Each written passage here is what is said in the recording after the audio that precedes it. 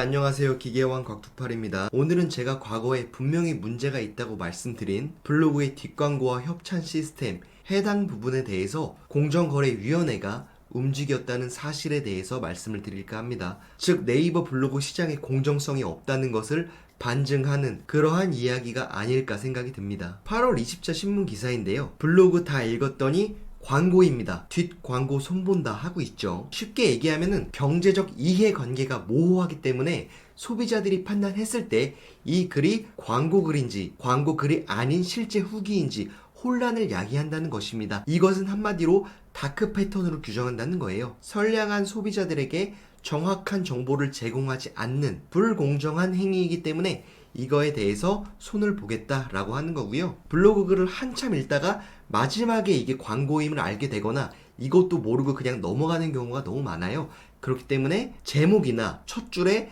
이것은 광고입니다.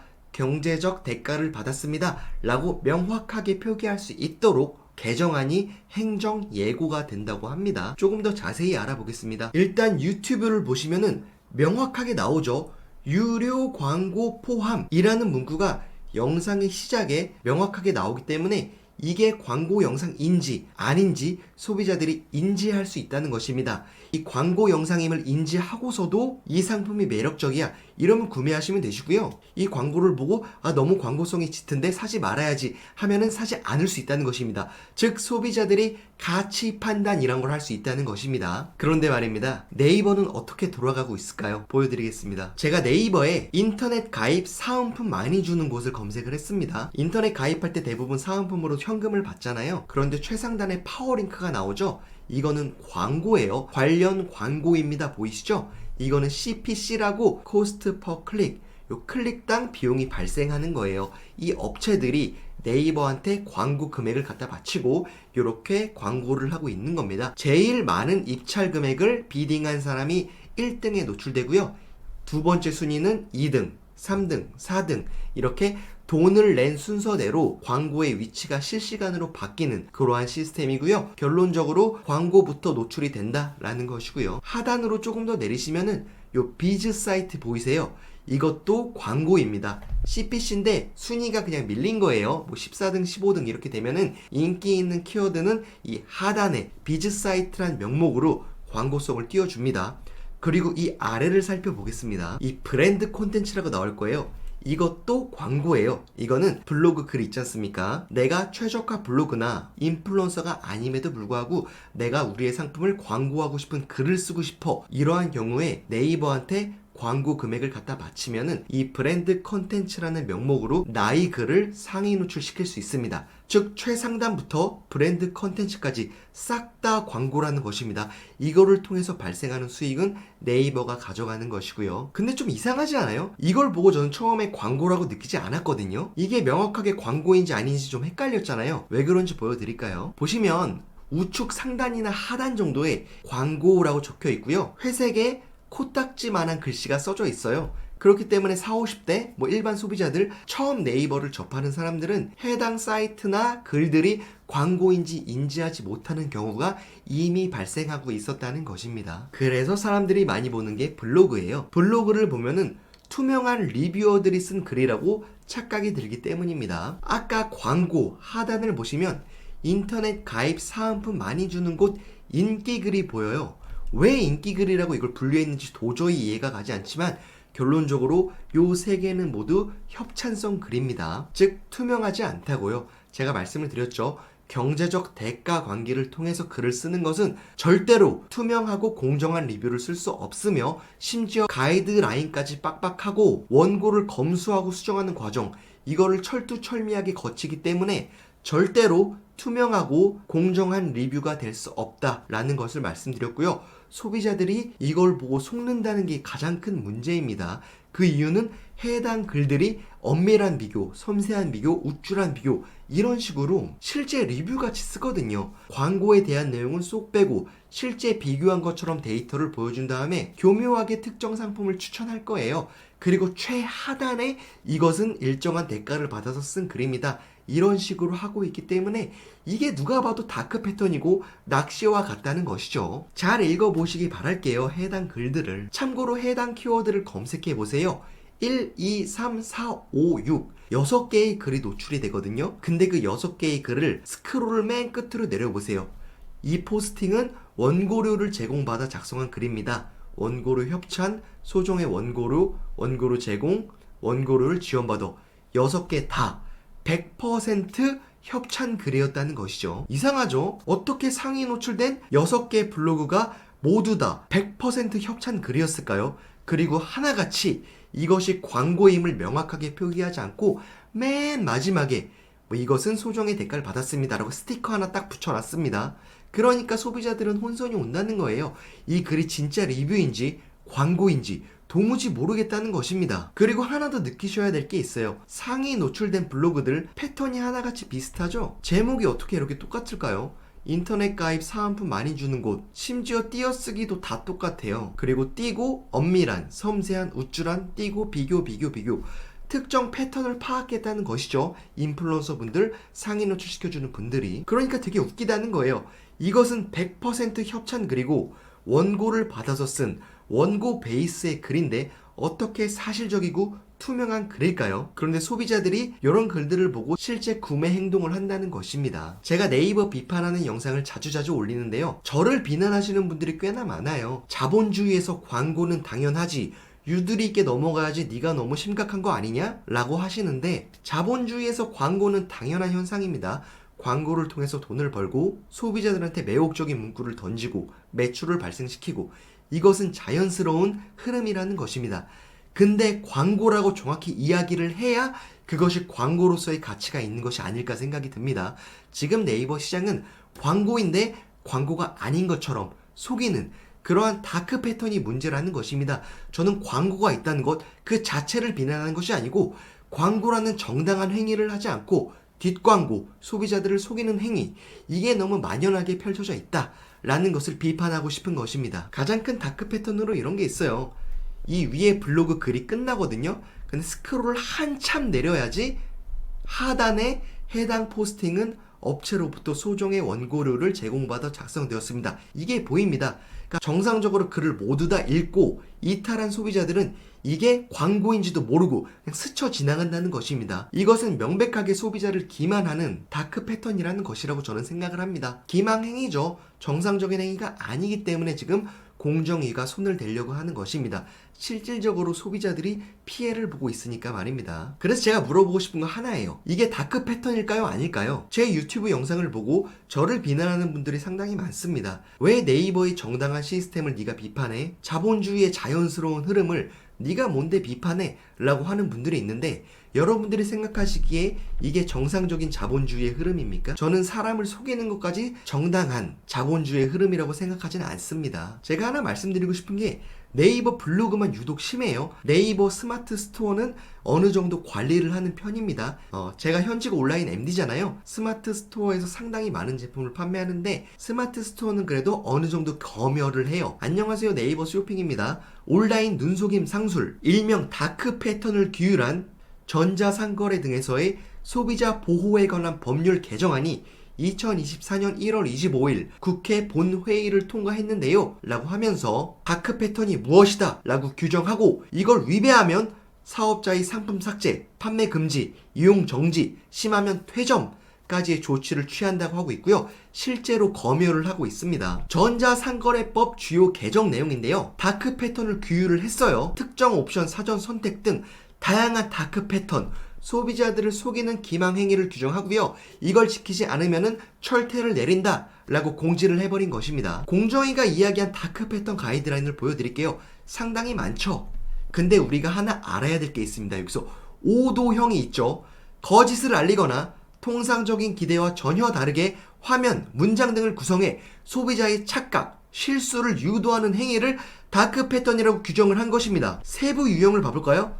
거짓 추천, 유인 판매, 위장 광고 이것이 바로 다크 패턴이고 하지 마세요 라고 공정위가 가이드라인을 준 것이죠. 네이버 블로그로 돌아와 볼까요? 네이버 블로그의 뒷광고 이것이 바로 유인 판매나 위장 광고 라고 저는 생각을 하는 것입니다. 광고를 광고라고 명확하게 상단에 노출시키지 않고 최하단에 몰래 숨겨놨기 때문에 정당하지 않은 행위라는 것이죠. 그리고 말입니다. 제가 아까 인터넷 가입 시 사은품 많이 주는 곳 요 키워드에 상위 노출되어 있는 6개 블로그의 지수를 확인했습니다. 결과를 볼까요? 첫 번째 블로그는 최적 2+였고요. 두 번째 블로그 또한 최적 2+, 세 번째 블로그도 최적 2+, 네 번째 블로그는 최적 3+, 다섯 번째 블로그도 최적 3+, 마지막 여섯 번째 블로그도 최적 2+였습니다. 이상하죠? 모두 다 최적불이고 인플루언서까지 껴있습니다. 제가 가장 말씀드리고 싶은 거는 이거는 통계학적으로 오류다라는 거예요.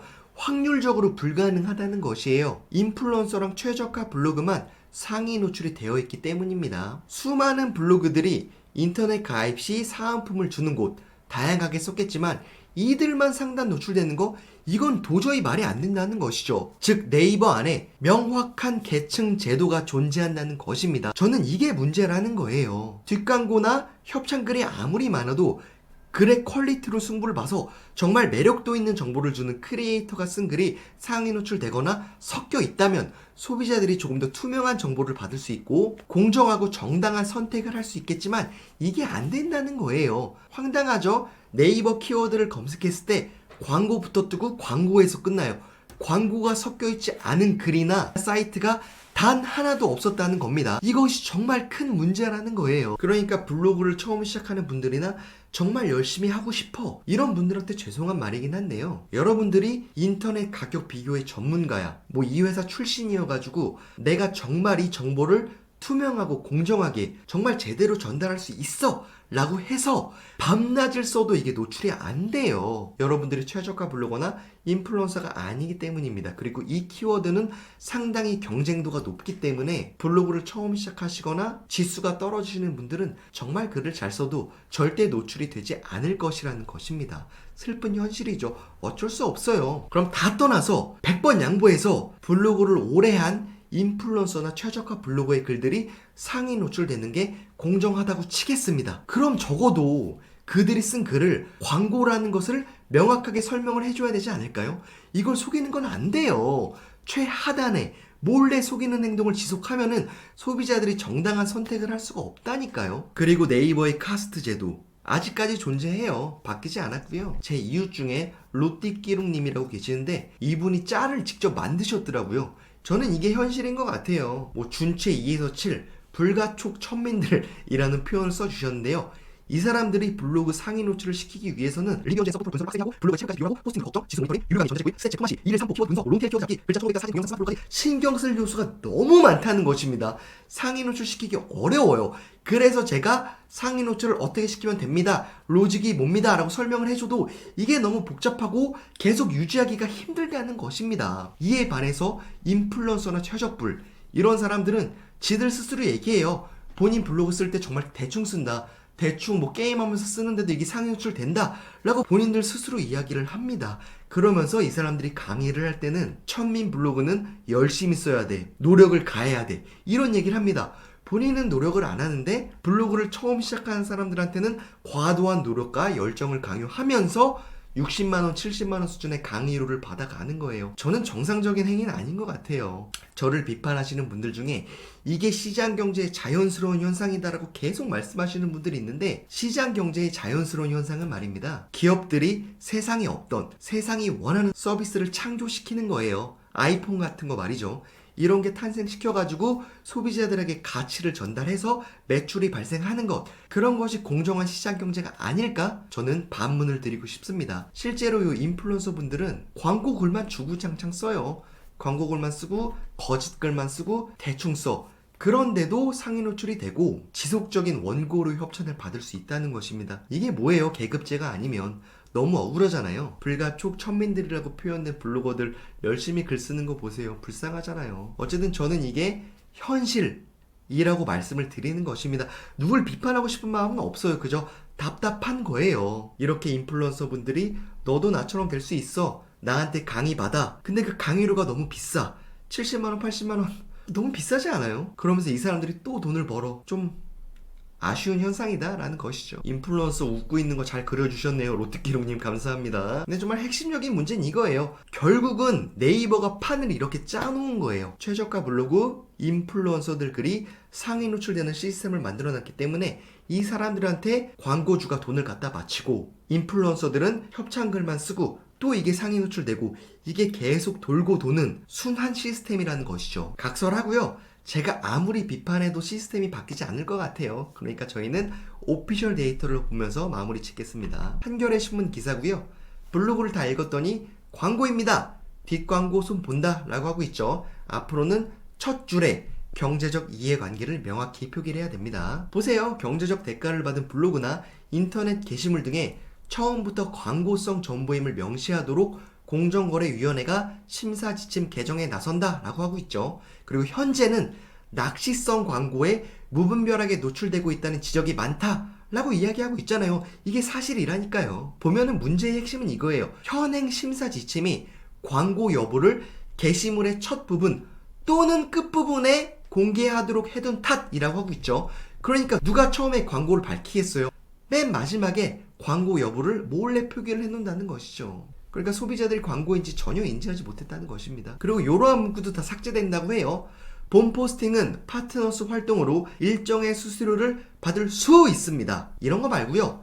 수수료가 발생합니다. 서비스와 금전을 제공받았습니다. 이렇게 명확하게 표현을 해달라는 것이죠. 기분 좋네요. 이렇게라도 공정위가 중간에 껴가지고 네이버 블로그를 건드리는 거, 이거는 저는 긍정적으로 봅니다. 더 건드려 주셨으면 좋겠어요. 보시면 요 개정안 행정 예고에도 항상 블로그 등 블로그라고 표현을 해요. 그만큼 네이버 블로그를 타겟했다는 거예요. 네이버 블로그가 문제가 너무 많다라고 이 사람들이 이야기를 하고 있는 것이죠. 어쨌든 앞에서 쭉 설명드린 개정안은 8월 20일부터 9월 9일까지 행정 예고를 하고요. 그동안 이해관계자, 네이버겠죠. 네이버랑 관계 부처 등의 의견을 검토한 후에 전원회의 의결 등의 절차를 거쳐 개정안을 확정, 시행할 계획이다라고 합니다. 저는 이 계획이 실제로 현실로 됐으면 좋겠어요. 지금의 네이버는 너무 심한 광고판 그리고 카스트 제도, 이게 얽혀가지고 소비자들한테 투명한 정보를 제공하지 못하는 그러한 상황이라는 판단이 들기 때문입니다. 그리고 사람들 댓글 중에 네가 자꾸 네이버 비판하는 거 인플루언서들 부러워서 그러지 라는 글들이 상당히 많았어요. 맞아요. 정확합니다. 저는 부러워서 그러는 거 맞아요. 저도 생각을 해보면은 제가 인플루언서고 최적화 블로그라서 돈을 그런 식으로 벌었어. 내가 힘들게 직장에 가서 일을 안 해도 돼. 그러면은 일어나기 전, 자기 전 3번씩 네이버한테 큰 절을 하고 잤을 것 같아요. 그런데 여러분, 아담스의 공정성 이론이라고 아시나요? 노력과 직무 만족은 업무 상황에 지각된 공정성에 의해서 결정된다고 보는 스테이시 아담스의 이론입니다. 핵심은 공정성이에요. 사람이 공정성을 지각하면 만족하고요. 불공정성을 지각하면은 만족도가 떨어져서 동기부여가 적어진다 라는 이론입니다. 그러니까 투입, 나의 노력 대비 산출, 보상이 높다고 하면은 만족을 하는 거고요. 투입, 나의 노력 대비 산출, 보상이 적으면 불만족한다는 이론이에요. 왜냐? 인간은 이기적인 동물이니까 말입니다. 근데 이거를 블로그에 투입을 해볼까요? 내가 인플루언서고 최저가 블로그야. 내가 계속 광고 협찬을 받으면서 큰 수익을 얻어. 그럼 만족을 하면서 계속 네이버한테 충성을 하겠죠. 근데 저 같은 천민 블로그나 일반 블로그야. 아무리 노력해도 돈을 못 벌어. 불만족하겠죠. 이탈을 하겠죠. 이러한 현상이 가속화되었다는 것입니다. 결국 네이버에 충성하는 협찬글과 가짜글을 도배하는 인플루언서, 최적화 블로그만 남았고요. 정말 매력도 있는 정보를 제공해 줄 수 있는 실력자들은 점점 유튜브로 떠났다는 것입니다. 테이크몽님이 블로그 그만둔 거 아시잖아요. 그리고 그분 지금 유튜브만 집중해서 하고 있잖아요. 이런 현상이 가속화되었다는 것이에요. 그리고 앞으로 불공정한 카스트 제도나 인플루언서 제도가 변경될지 이것도 궁금합니다. 그리고 마지막으로 네이버 블로그를 운영하시는 담당자님들, 여러분들이 생각하는 공정성, 이것은 무엇인지 참 궁금하다는 말씀을 드리고 싶네요. 이상 마치겠습니다. 도움이 되셨다면 좋아요와 구독 부탁드리고요. 이상 마치겠습니다. 블로거 기계왕 곽투팔이었습니다. 감사합니다.